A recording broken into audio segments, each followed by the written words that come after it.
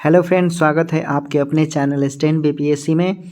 जैसा कि सेशन ज़बरदस्त हो रहा है और आप लोगों को अच्छा भी लग रहा है, आप लोग पसंद भी कर रहे हैं, तो इसी तरह आप लोग सपोर्ट कीजिए। सपोर्ट करेंगे तो हमारा उत्साह बढ़ेगा तो मैं आप लोगों के लिए ऐसे ऐसे वीडियो लेकर आऊँगा। और पूरा एग्ज़ाम, जब तक एग्ज़ाम नहीं समाप्त हो जाता, एग्ज़ाम के दिन तक, जिस दिन एग्ज़ाम होगा एग्ज़ाम के पहले मैं सेशन करवाते रहूँगा जब तक एग्ज़ाम नहीं हो जाता। और एग्ज़ाम का भी कोई नोटिफिकेशन नहीं निकला है, वही है सेम। आज भी मैंने चेक किया, तो बचे रहना है अफवाहों से और सिर्फ स्टैंड बीपीएससी को फॉलो कीजिए।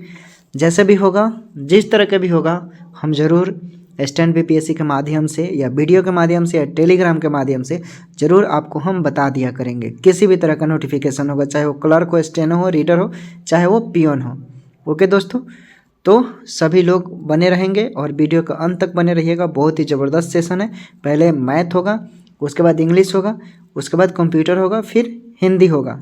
ठीक है, तो सभी लोगों को देखते हुए मैं 100 क्वेश्चन लेकर आया हूँ और आपको देखना है नेगेटिव मार्किंग है नहीं, 100 क्वेश्चन में से आपका कितना मार्क्स बनते हैं ये ज़रूर आप आकलन करेंगे।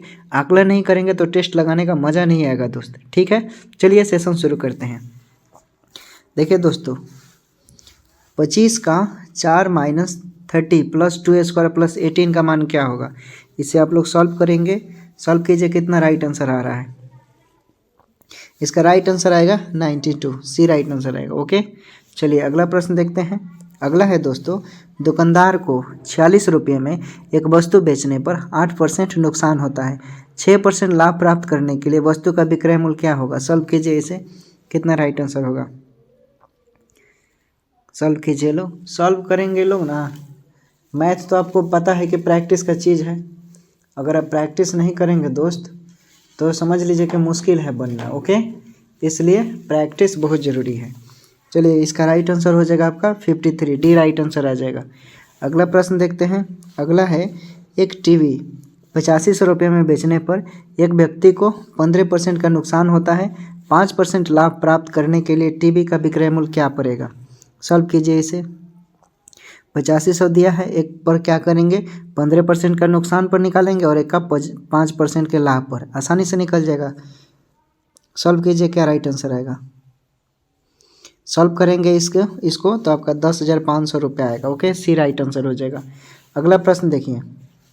अगला प्रश्न है, दो वस्तुओं के महत्तम समापर्त और लघुत्तम समापर्त क्रमशः 12 और 240 है। यदि एक संख्या 24 है तो दूसरी संख्या क्या होगी? बहुत ही इम्पोर्टेंट प्रश्न है। 7 स्टेट जो हैं, मध्य प्रदेश, राजस्थान, दिल्ली, यूपी, बिहार, छत्तीसगढ़, हरियाणा, पंजाब, तो उसको मद्देनज़र रखते हुए जहाँ से प्रश्न पूछे गए हैं कि सिलेबस के अकॉर्डिंग, देखिए इसमें एडवांस भी है। अब पियोन वालों के लिए तो भाई 10वें का स्टैंडर्ड बोला है, लेकिन 10वीं लेवल का थोड़े रहेगा, उसमें स्टैंडर्ड लेवल बोले तो एडवांस रहेगा। तो ये सब एडवांस मैथ है, पियोन में भी काम आएगा, क्लर्क में भी, ग्रेजुएट लेवल में भी और एसएससी वालों के लिए भी, तो सभी के लिए इम्पोर्टेंट है। क्या राइट आंसर होगा? तो इसका 120 आएगा सॉल्व करेंगे तो। चलिए अगला प्रश्न देखते हैं। अगला है दोस्तों कि एक व्यापारी 24,500 रुपये अंकित मूल्य के सोफ़ा सेट के प्रत्येक पर 5% की 2 क्रमिक छूटें देता है। सोफ़ा सेट का विक्रय मूल्य क्या होगा? सॉल्व कीजिए, इसका राइट आंसर क्या होगा। जब इसे सॉल्व करेंगे तो इसका राइट आंसर आ जाएगा 22,111.75 रुपये। ओके, ये राइट आंसर। अगला प्रश्न देखते हैं। अब वीडियो पॉज कर भी मैथ को सॉल्व कर सकते हैं। ठीक है, आपको पता है कि मैथ सॉल्व करने के लिए समय चाहिए, तो आप पॉज भी कर सॉल्व कर सकते हैं, कोई दिक्कत नहीं है। 1 घंटा का समय लीजिए आप, 1 घंटा में आपको सॉल्व कर लेना है। ओके, एक ट्रेन 72 किलोमीटर प्रति घंटे की रफ्तार से चल रही है। ट्रेन द्वारा 15 मिनट में तय की गई दूरी, बस दूरी निकालना है। अब समझ लीजिए क्या प्रश्न बोल रहा है। एक ट्रेन है, उसकी चाल कितनी है? 72 किलोमीटर प्रति घंटा। ओके, आसानी से निकाल लेंगे, 15 मिनट में तय करती है। हमको लग रहा है कुछ इसमें करना नहीं है, बस सेट कर दीजिए, आसानी से निकल जाएगा। राइट आंसर आ जाएगा 18 किलोमीटर। अगला प्रश्न देखते हैं।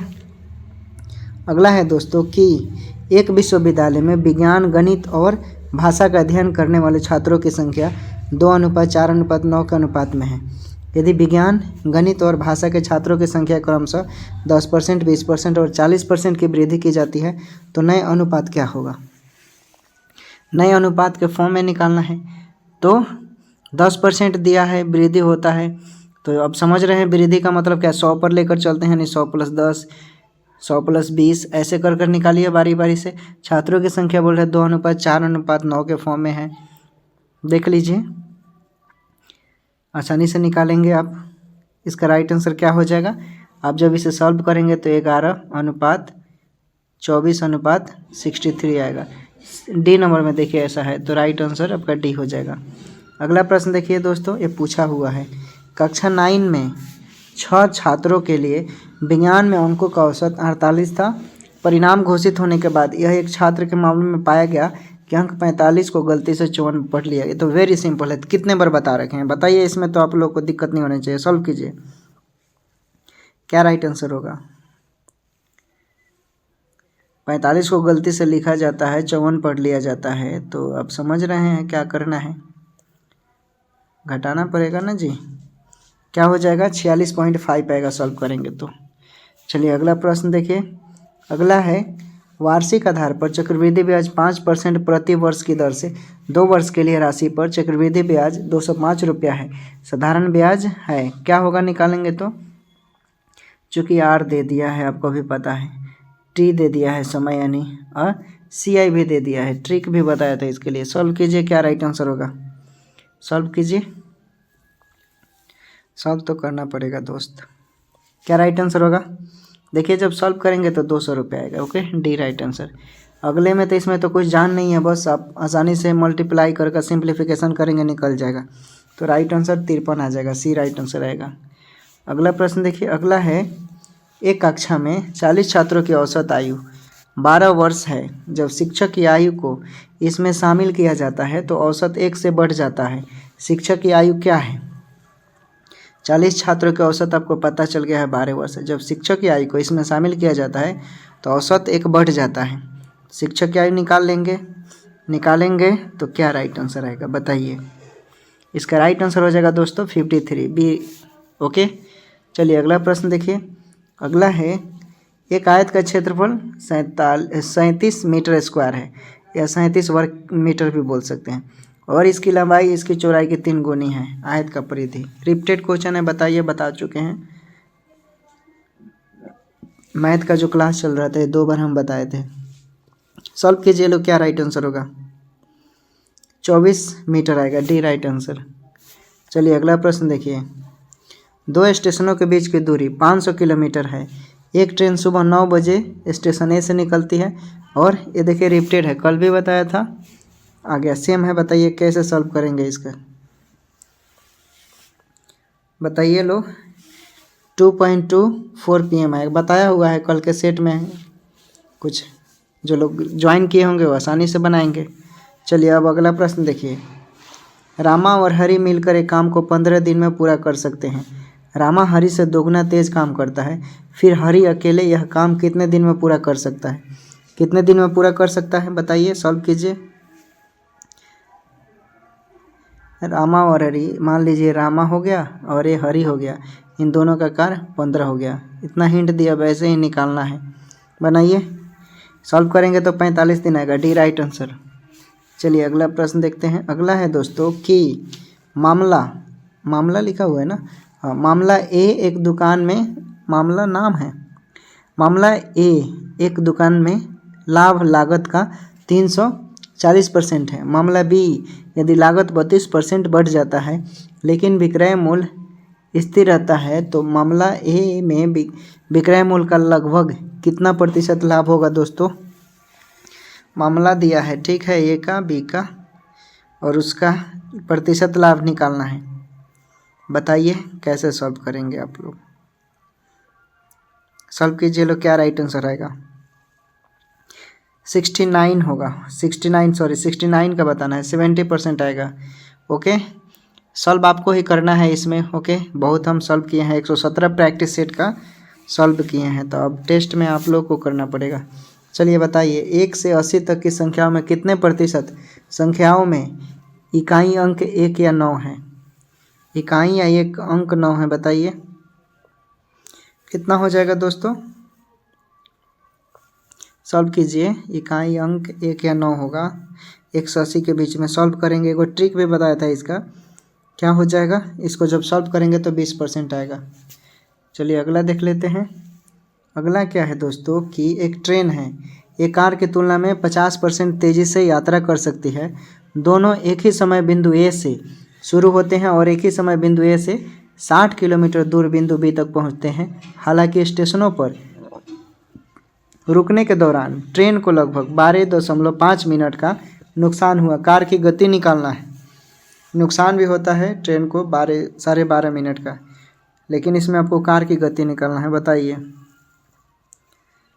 जब इसको सॉल्व करेंगे आप, 50% तेज़ी से यात्रा करता है, 60 किलोमीटर दूर बिंदु ए तक पहुंचता है।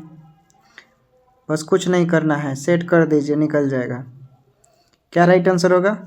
96 किलोमीटर प्रति घंटा आएगा। बी राइट आंसर हो जाएगा। अगला प्रश्न देखिए दोस्तों। अगला है 6% वर्ष की दर से 40,000 रुपये पर चक्रवृद्धि ब्याज 4,944 रुपया है।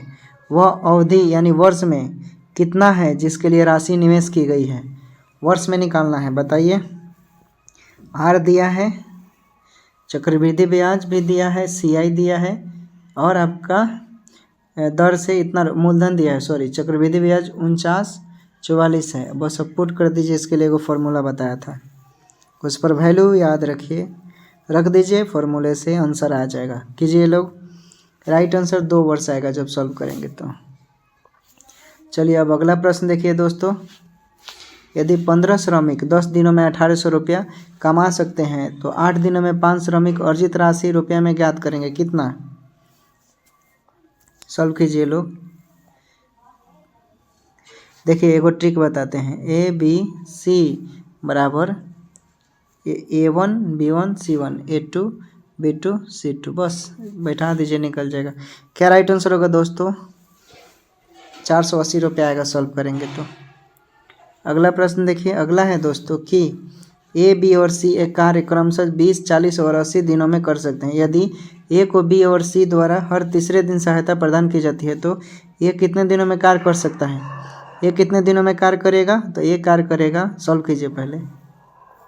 बस सिंपल लगाइए दोस्त, आसानी से बनाना है। ऐसे लिखेंगे A plus B plus C, इन तीनों का एलसीएम ले लीजिए, बारी बारी से भाग दीजिए, कार्य क्षमता निकाल दीजिए। ऐसे कर कर कितना हो जाएगा, ऐसे निकालेंगे। हिंट दे दिए, बताइए क्या राइट आंसर होगा? सॉल्व कीजिए लोग। इसका राइट आंसर आएगा, आप सॉल्व करेंगे तो 16 दिन। ओके, बी राइट आंसर हो जाएगा। अगला प्रश्न देखिए। अगला है कि 60 लीटर के एक मिश्रण में दूध और पानी का अनुपात 2:3 है, तो मिश्रण में पानी की मात्रा कितनी है? बता चुके हैं, मैथ के क्लास में क्वेश्चन करवा चुके हैं। बताइए क्या राइट आंसर होगा? सॉल्व कीजिए लोग। इसका राइट आंसर आएगा 36 लीटर। बी राइट आंसर हो जाएगा। अगला प्रश्न देखिए। अगला है 8 सेंटीमीटर त्रिज्या वाले एक वृत्त का क्षेत्रफल 8 सेंटीमीटर और आधार वाले एक त्रिभुज के क्षेत्रफल के बराबर है, तो त्रिभुज का अनुरूपी ऊंचाई बताना है। ओके, त्रिज्या वाले बताइए अब क्या राइट आंसर होगा? सॉल्व करेंगे तो कितना आएगा, यानी 16 पाई आ जाएगा। कितना आ जाएगा? 16 पाई सेंटीमीटर। सॉल्व करेंगे तो। अगला प्रश्न देखिए। अगला है एक व्यक्ति ने अपने पुराने टाइपराइटर को 4500 रुपये में बेचने की योजना बनाई है, जिस पर उसे 10% की हानि होगी। 20% का लाभ प्राप्त करने के लिए उसे इसे कितने रुपये में बेचना चाहिए? बताइए अब आसानी से। एगो हानि पर एगो लाभ पर निकाल दीजिए जल्दी। 4500 के साथ निकालना है, जल्दी जल्दी कीजिए। क्या राइट आंसर होगा?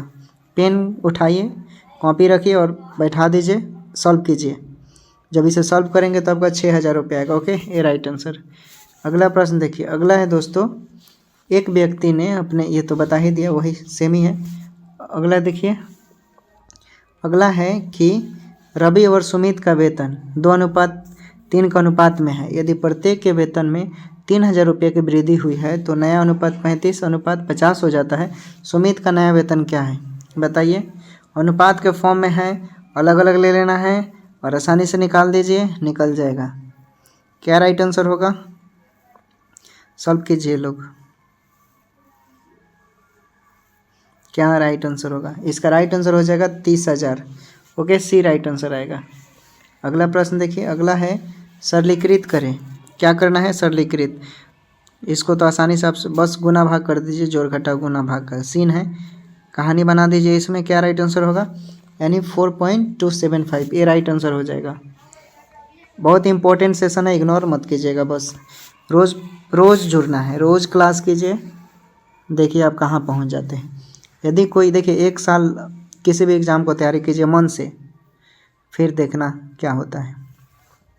यदि कोई व्यक्ति 10 किलोमीटर प्रति घंटे के बजाय 15 किलोमीटर प्रति घंटे की गति से चलता है तो वह 25 किलोमीटर अधिक चला होता है। उसके द्वारा तय की गई दूरी वास्तविक दूरी क्या थी? क्या थी दोस्तों, बताइए, सॉल्व कीजिए, क्या राइट आंसर होगा, सॉल्व कीजिए। जब इसे आप सॉल्व करेंगे तो 50 किलोमीटर आ जाएगा ये, और इसमें तो सिंप्लीफिकेशन करना है, जोड़ घटा गुना भाग का। बताइए क्या हो जाएगा इसका राइट आंसर, सॉल्व करेंगे तो 2 आएगा। Okay, B right answer. Math हमारा कंप्लीट हो गया, अब इंग्लिश पर आ जाइए। इसके बाद हम लोग क्या करेंगे, हिंदी। ओके, चलिए अगला है सिलेक्ट, इसमें विलोम बताना है। इग्नोरेंस का विलोम क्या होता है दोस्तों, इग्नोरेंस का विलोम क्या होता है, तो इसका हो जाएगा नॉलेज। ओके, ये राइट आंसर हो जाएगा। अगला प्रश्न देखिए, अगला है select the most appropriate word to fill in the blank. The dash chosen from the construction of the office is in the heart of locality. Previous year का question है, जो लगता है इम्पोर्टेंट है वही होगा, मतलब इधर उधर का नहीं है। कहने का मतलब है कि टू द पॉइंट और सिलेक्टेड है, जो पूछा गया है और उसी से रिलेटेड, मतलब सिलेबस में जो पढ़ना है वही क्वेश्चन है। चलिए बताइए, इसका राइट आंसर हो जाएगा साइट। ओके, ये राइट आंसर हो जाएगा। अगला प्रश्न देखिए, इसमें समानार्थक शब्द बताना है। बताइए अंग्येश का क्या होता है समानार्थक शब्द, इसका हो जाएगा आपका एक। ओके, ACHE, एक। अगला प्रश्न देखिए, अगला है select the antonym of the given word. Dominant दिया है, डोमिनेंट का विलोम क्या होगा, डोमिनेंट का विलोम सबमिसिव होता है। ओके, बी राइट आंसर हो जाएगा। अगला प्रश्न देखिए, अगला है दोस्तों select the word which means the same as the group of word given. A person employed to drive a private or hired car. क्या हो जाएगा, हायर्ड कार। तो बताइए, जो इस शब्द के लिए एक शब्द में क्या बोलेंगे, जो पूरा वाक्य दिया है, तो इसको हम बोलेंगे चौफियर। ओके, ये राइट आंसर हो जाएगा। अगला प्रश्न देखिए, select the word which means the same as the group of word given. A person who complete the dictionaries, a person who complete the dictionary. बताइए इसको क्या बोलेंगे एक शब्द में, तो इसको हम बोलेंगे लेक्सिकोग्राफर। ये राइट आंसर हो जाएगा। अगला प्रश्न देखिए, select the option that means the same as the group given item. To break the ice, to break the ice यानी इस टू अवॉइड समवन, किसी से बचने का हम प्रयत्न करते हैं।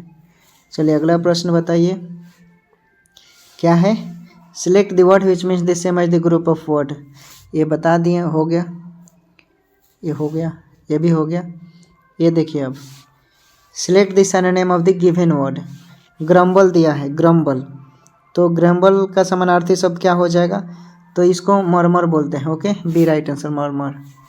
अगला प्रश्न देखिए, अगला क्या है, अगला है दोस्तों कि select the option that means the same as the given item. To scale up, to scale up है, तो टू स्केल अप को क्या बोलेंगे, उसको अदर फॉर्म में कैसे बोलेंगे, यानी to increase the size, amount और इम्पोर्टेंस। तो ए राइट आंसर हो जाएगा। अगला प्रश्न देखिए, अगला है विलोम बताना। इंडोलेंट का विलोम क्या होगा, इंडोलेंट का विलोम क्या होगा, इसका विलोम आपका हो जाएगा लाइवली। ओके, ए राइट आंसर हो जाएगा। अगला देखिए, अगला क्या दिया है, इसमें गिवन आइटम दिया है। बताइए to turn over a new leaf, क्या बोलेंगे इसको, to turn over a new leaf कैसे बोलेंगे इसको, इसको हम ऐसे भी बोल सकते हैं to make a new things happen. Okay, तो डी राइट आंसर हो जाएगा। अगला प्रश्न देखिए, अगला है दोस्तों क्या है कि select the option that means the same as the given item. To bury, to by the hatchet, T silent रहेगा यहाँ पर। ओके दोस्तों, क्या राइट आंसर हो जाएगा, इसको कैसे बोलेंगे आप, इसको आप बोलेंगे to make a peace. Okay, B right answer हो जाएगा। ओके दोस्तों, चलिए इंग्लिश भी ख़त्म हो गया, अब कंप्यूटर देख लेते हैं दोस्तों। कक्षा में प्रस्तुतिकरण के लिए कौन सा सॉफ्टवेयर अधिक उपयोगी है? कौन सा अधिक उपयोगी है? तो इसमें उपयोगी हो जाएगा Microsoft power point, D right answer. जाहिर सी बात है, दूसरा कोई थोड़े होगा। आप फेसबुक चलाइएगा। सीपीयू से संबद्ध उपकरणों को जिस कंप्यूटर एक्सेस कर सकता है उसे क्या बोलते हैं? तो उसे हम लोग बोलते हैं peripherals. Okay, D right answer हो जाएगा। अगला प्रश्न देखिए, अगला है दोस्तों कि यूनिक्स, एमएस डॉस, लिनक्स इनमें से किसके उदाहरण हैं? ये किसके उदाहरण हैं? तो ये उदाहरण है ऑपरेटिंग सिस्टम के। Okay, B right answer. निम्न में से कौन ईमेल संबंधित प्रोटोकॉल नहीं है? कौन ईमेल संबंधित प्रोटोकॉल नहीं है इसमें से? तो इसमें आपके हो जाएंगे एफटीपी जो है ये संबंधित प्रोटोकॉल से नहीं है। उसके बाद निम्नलिखित में से कौन सा एक इनपुट डिवाइस है? तो इनपुट डिवाइस देखिए ऑप्टिकल कैरेक्टर रीडर जो है, कैरेक्टर ए रीडर, ये है इनपुट डिवाइस। ओके, चलिए अगला प्रश्न देखिए। अगला है दोस्तों क्या है कि कंप्यूटर में डाटा को प्रोसेस करने के लिए इनमें से किस भाषा का उपयोग किया जाता है? किस भाषा का उपयोग किया जाता है? तो आपको भी पता है कि बाइनरी का प्रयोग किया जाता है। बाइनरी नंबर पता है ना आप लोगों को? बताइए। देखिए अगला प्रश्न है, एक्सेल में दाईं ओर सक्रिय सेल के साथ चयनित सेलों को भरने के लिए किस शॉर्टकट कुंजी का उपयोग किया जाता है? बताइए। Ctrl+R का प्रयोग करते हैं, ए राइट आंसर। चलिए, कंप्यूटर में गलती मत कीजिएगा लोग, बहुत इंपॉर्टेंट है। लोकल आईएसपी डैश के साथ संलग्न होता है, किसके साथ? तो ये होता है आपका रीजनल आईएसपी के द्वारा। चतुर्थ पीढ़ी के कंप्यूटर सिस्टम का आधार क्या है? चतुर्थ पीढ़ी का कंप्यूटर सिस्टम क्या है दोस्तों? तो ये हो जाएगा micro processor, B right answer हो जाएगा। अगला प्रश्न देखिए दोस्तों, अगला है आपका कि एक कंप्यूटर में माउस क्या है? एक कंप्यूटर में माउस क्या है? तो एक ऐसा यंत्र जो कंप्यूटर को दिशा दिखाता है, सी राइट आंसर। कीबोर्ड पर कुल फंक्शन की होती है, क्या होती है? तो ये होती है 12 होते। ओके दोस्तों, टोटल 12 होता है। अगला प्रश्न देखिए, अगला है मेल का उपयोग क्वाइंट्स के साथ तब शुरू होता है जब उपयोक्ताओं को डैश में ईमेल डाउनलोड करने की आवश्यकता होती है। किसमें क्यों पड़ती है इसकी आवश्यकता? तो इसकी आवश्यकता मेल बॉक्स के लिए पड़ता है, ए राइट आंसर हो जाएगा। ओके, ईमेल भेजते समय डैश की लाइन संदेश की विषय वस्तु के बारे में बता देती है। क्या बता देती है? तो ये बता देती है सब्जेक्ट के रूप में। ओके, बी राइट आंसर हो जाएगा। अगला प्रश्न देखिए, अगला है निम्न में से कौन सी एक्सेल की टर्म नहीं है? कौन एक्सेल की टर्म नहीं है? तो डॉक्यूमेंट एक्सेल की टर्म नहीं है, आपको भी पता है, आपने किया होगा तो पता होगा। एमएस पावर पॉइंट प्रेजेंटेशन में कौन सा फॉर्मेट नहीं जोड़ा जाता? कौन सा नहीं जोड़ा जाता?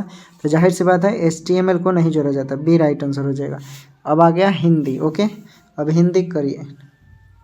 ओके दोस्तों, हिंदी कर लेते हैं। देखिए दिया है विदेशज शब्द है, विदेशज शब्द है, बताइए। तो देखिए विदेशज शब्द इसमें से चश्मा हो जाएगा। ओके, ये राइट आंसर। अगला प्रश्न देखिए, अगला है क्या है? निम्नलिखित में से कौन रूढ़ शब्द है? कौन रूढ़ शब्द है? तो जीव जो है ये रूढ़ शब्द है। ओके, अगला प्रश्न देखिए, अगला है दोस्तों निम्न में संज्ञा शब्द है। निम्न में संज्ञा शब्द है तो साभा जो होगा इस संज्ञा शब्द हो जाएगा। ओके, अगला प्रश्न देखिए, अगला है दोस्तों निम्नलिखित में से कौन सा शब्द द्रव्यवाचक संज्ञा है? तो द्रव्यवाचक संज्ञा दूध है, इसमें सी राइट आंसर हो जाएगा। नेक्स्ट है सर्वनाम के कुल कितने भेद होते हैं? तो सर्वनाम के आपको भी पता है 6 भेद होते हैं। Okay, B right answer. वह आप ही चला गया, वाक्य में रेखांकित शब्द सर्वनाम के किस भेद का उदाहरण है? किस भेद का उदाहरण है? तो ये निजवाचक का उदाहरण है। Okay, B right answer. अगला प्रश्न देखिए, अगला है निम्न में से विशेषण शब्द है। विशेषण शब्द इसमें से कौन सा है? तो शांत हो जाएगा, डी राइट आंसर। अगला प्रश्न देखिए, अगला है दोस्तों वह बहुत मधुर गाता है, इसमें प्रविशेषण शब्द का चयन कीजिए। प्रविशेषण कौन है? तो बहुत हो जाएगा, बी राइट आंसर हो जाएगा। अगला प्रश्न देखिए, अगला है क्रिया के मूल रूप को क्या कहते हैं? क्रिया का मूल रूप को धातु कहते हैं, सी राइट आंसर हो जाएगा। अगला प्रश्न देखिए, अगला है मूल अकर्मक धातुओं के साथ प्रत्यय जोड़कर बनाई गई क्रिया धातुएं क्या कहलाती हैं? तो ये कहलाती है साधित सकर्मक धातुओं के, सी राइट आंसर हो जाएगा। अगला प्रश्न देखिए, अगला है उस धीरे धीरे लिखने की आदत है, उसे धीरे धीरे लिखने की आदत है, रेखांकित शब्द क्या है? तो रेखांकित शब्द इसमें क्रिया विशेषण हो जाएगा, ए राइट आंसर हो जाएगा। अगला प्रश्न देखिए, अगला है जो शब्द वाक्यांशों वाक्य तथा शब्दों को जोड़ते हैं उन्हें क्या कहते हैं? उन्हें क्या कहते हैं? तो उन्हें कहते हैं समुच्चय बोधक, डी राइट आंसर। अगला प्रश्न देखिए, अगला है रात भर जागना स्वास्थ्य के लिए अच्छा नहीं है, रेखांकित शब्द को पहचानिए। तो रेखांकित शब्द को संबंध सूचक अवयव, ए राइट आंसर हो जाएगा। अगला प्रश्न देखिए, अगला है निम्नलिखित शब्दों में निपात का उदाहरण कौन सा है। निपात का उदाहरण तो इसमें से हो जाएगा आपका ठीक जो है, ये निपात का उदाहरण है। ओके, अगला प्रश्न देखते हैं। अगला है कि अरविंद शब्द का पर्यायवाची शब्द बताइए। अरविंद शब्द का पर्यायवाची बताइए।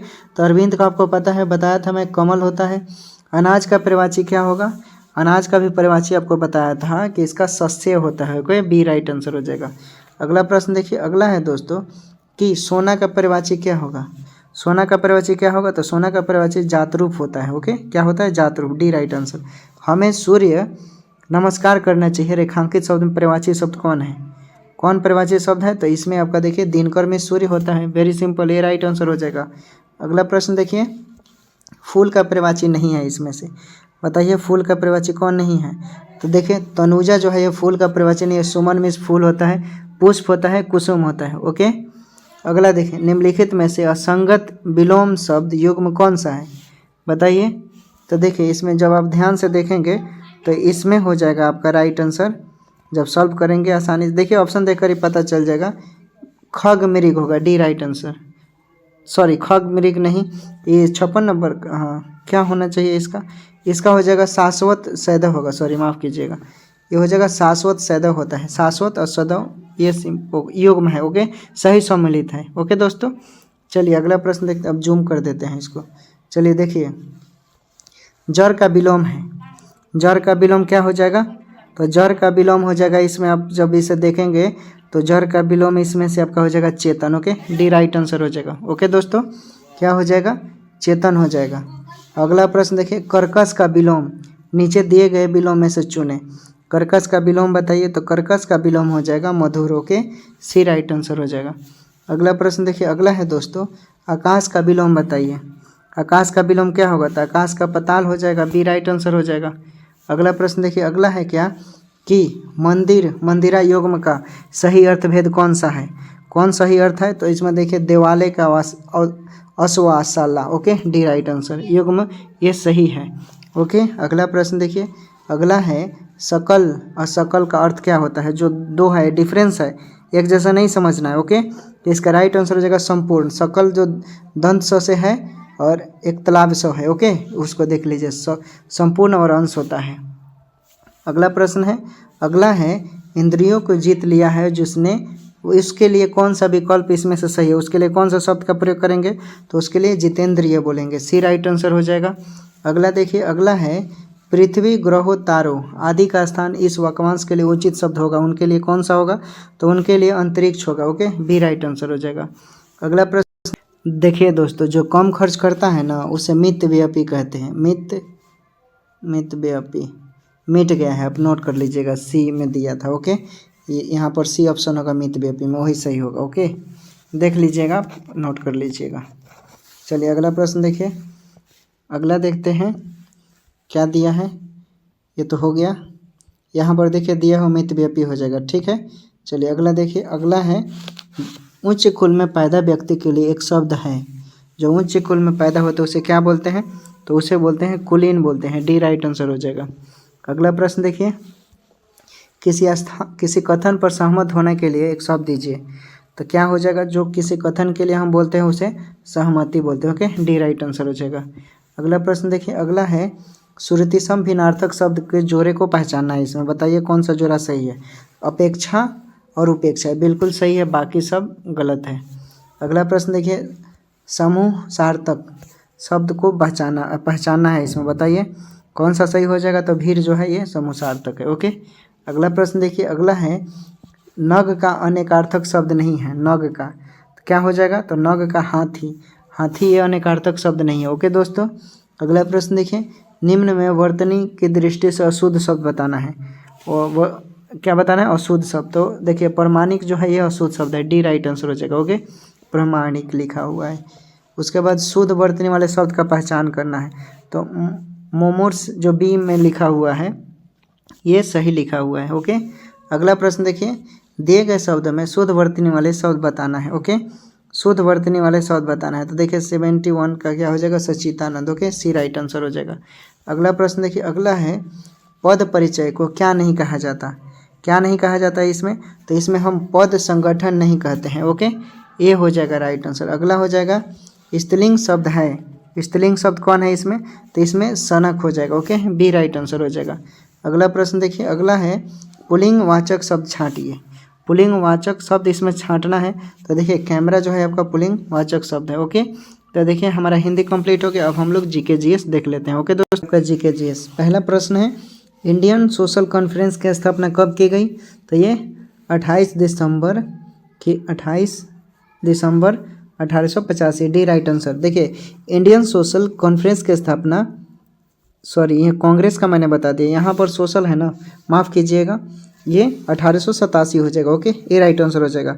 मुझे लगा कांग्रेस है। ओके, लेकिन कांग्रेस नहीं, इंडियन सोशल कॉन्फ्रेंस की बात कर रहा है, इसलिए 1887 हो जाएगा। देखिए इसकी स्थापना महादेव गोविंद रनाडे और रघुनाथ राव ने किया था और इस संस्था का प्रथम सभापति तैजौर के राजा माधवराव बने थे, याद रखिएगा। ओके, तो राइट आंसर 1887 हो जाएगा दोस्तों। ओके, अगला प्रश्न देखिए, अगला है पोंग बांध कहाँ स्थित है।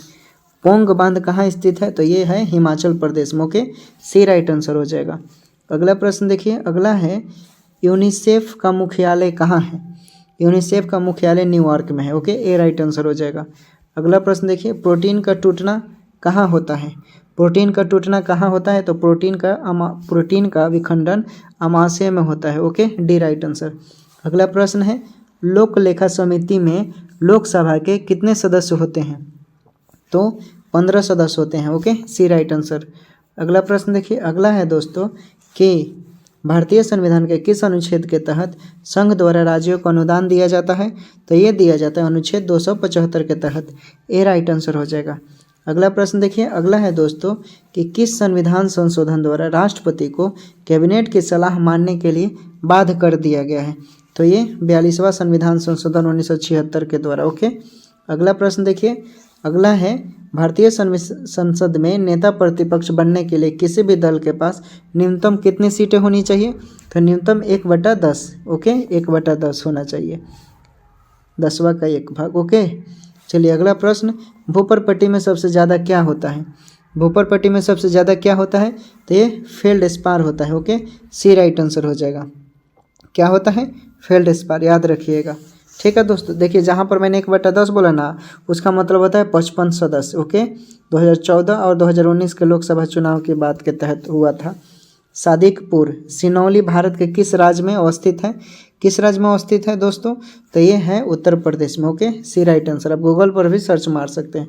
देख लीजिए अगला प्रश्न है, ईस्ट का उपयोग सर्वाधिक निम्न में से किसके निर्माण में होता है। ईस्ट का निर्माण बताइए, तो ये होता है आपको भी पता है, इथाइल अल्कोहल के रूप में। ए राइट आंसर। ओके, अगला देखिए, जठर रस का पीएच मान क्या होता है। जठर रस का पीएच मान 2 होता है। बी राइट आंसर हो जाएगा। क्या होता है, 2 होता है। ओके दोस्तों, अगला प्रश्न देखिए, अगला है क्या है कि सफ़ेद फास्फोरस का आकार क्या होता है। सफ़ेद फास्फोरस का आकार क्या होता है, तो ये होता है आपका चतुष्फलकीय होता है। ओके, देखिए फास्फोरस एक रासायनिक तत्व है जिसका रासायनिक संकेत क्या होता है, P होता है, और परमाणु संख्या क्या होता है, 15 होता है। और फास्फोरस की खोज कब की गई, 1669 ईस्वी में किया गया था। किसने किया था, हैम्बुर्ग ने किया था। Okay, Hamburg, HMBURG। ओके, ये सब नोट कर लीजिएगा, इंपॉर्टेंट है। किसने किया था, 1669 में। ओके, उसका एक और साथी था हैनिंग ब्रांड, दोनों मिलकर किया था। ओके, चलिए अगला प्रश्न देखते हैं। अगला है, चावल की खेती के लिए उपयुक्त जलवायु निम्न में से कौन सी होनी चाहिए। कौन सी होनी चाहिए, तो ये होनी चाहिए उष्णकटिबंधीय जलवायु। ओके दोस्तों, क्या होनी चाहिए, उष्णकटिबंधीय जलवायु। अगला प्रश्न देखिए, अगला है, बारामूला किस नदी के किनारे स्थित है, बताइए। तो ये स्थित है दोस्तों, आपको भी पता है, अब बताइए, बहुत ईजी है, आपको पता होगा, याद कीजिए, सोचिए। राइट आंसर हो जाएगा झेलम। ओके, और ये कहाँ है, जम्मू कश्मीर में है, केंद्र शासित प्रदेश है जम्मू कश्मीर। ओके, झेलम नदी वेरीनगर झील से निकलती है, याद रखिएगा। ओके, वेरीनाग झील, वेरीनाग।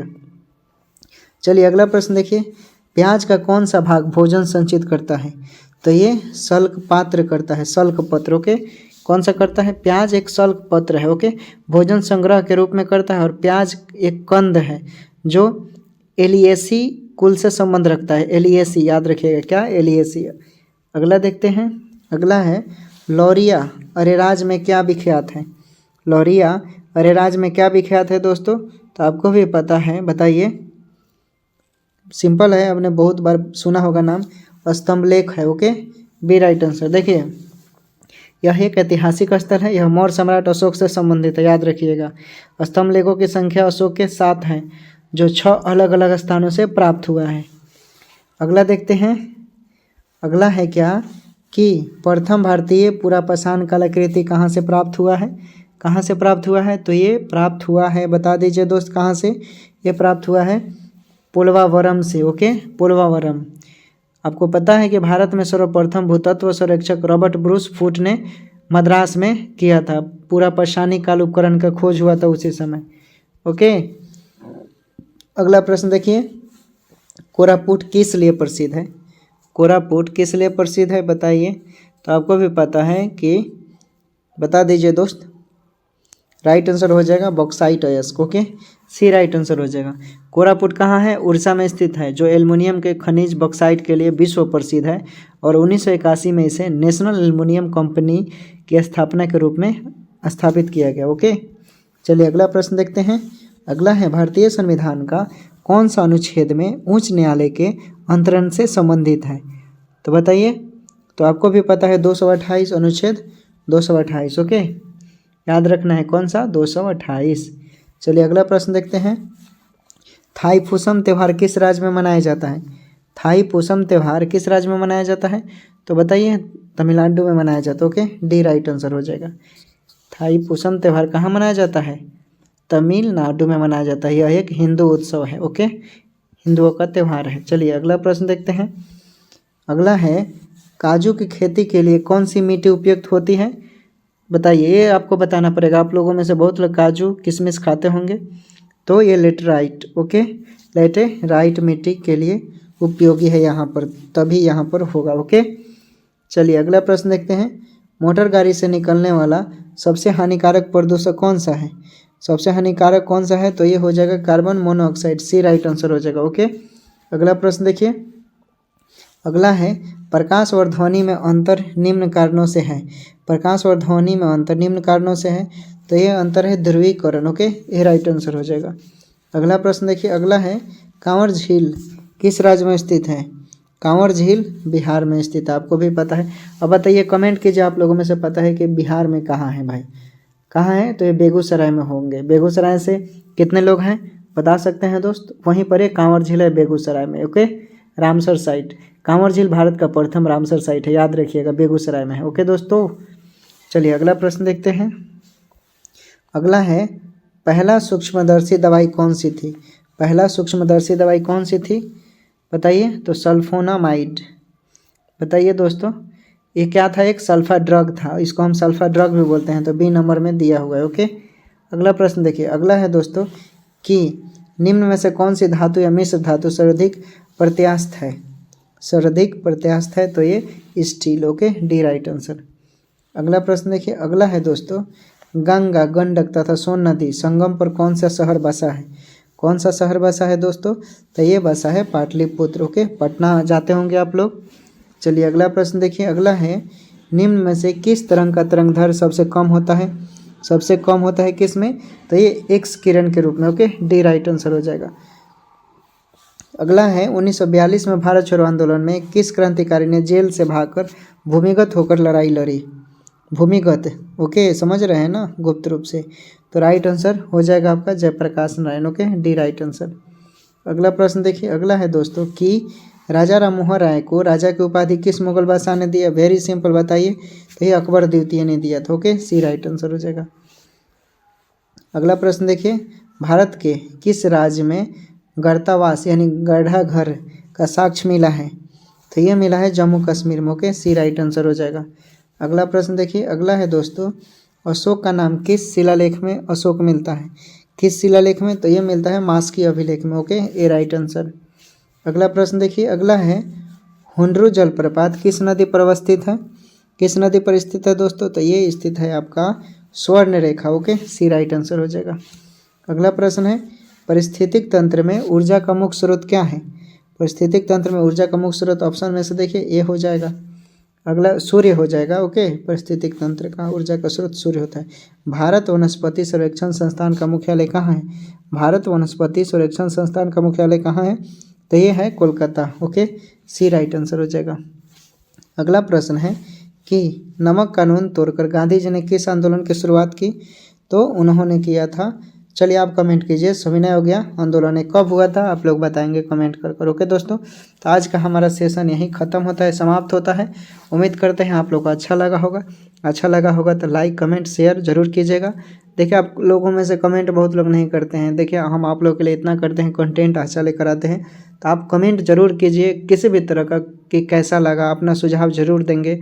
आप वैसा करेंगे तो हमारा उत्साह बढ़ेगा तो हम ऐसे ही आप लोगों के लिए मज़ेदार वीडियो लेकर आते रहेंगे, एग्ज़ाम तक लेकर आते रहेंगे। ओके दोस्तों, इतना ज़रूर करेंगे आप लोग मुझसे जुड़े हुए हैं तो ठीक है दोस्तों, सभी दोस्तों को गुड नाइट, बाय बाय, और अपना ख्याल रखें, पढ़ाई करें। चैनल पर नए होंगे तो सब्सक्राइब कीजिएगा। अगर इसका PDF चाहिए तो टेलीग्राम पर जुड़िएगा, वहाँ से इसको ले लीजिएगा। सारा PDF वहाँ पर अवेलेबल है और इसका आंसर भी आज मैं दूंगा। ओके दोस्तों, तो चलिए मैं आंसर शीट भी दे देता हूँ, टेलीग्राम पर जुड़ जाइए। चलिए, सभी लोग अपना ख्याल रखेंगे, पढ़ाई कीजिएगा। मिलते हैं नेक्स्ट वीडियो में एक नए जोश उमंग के साथ।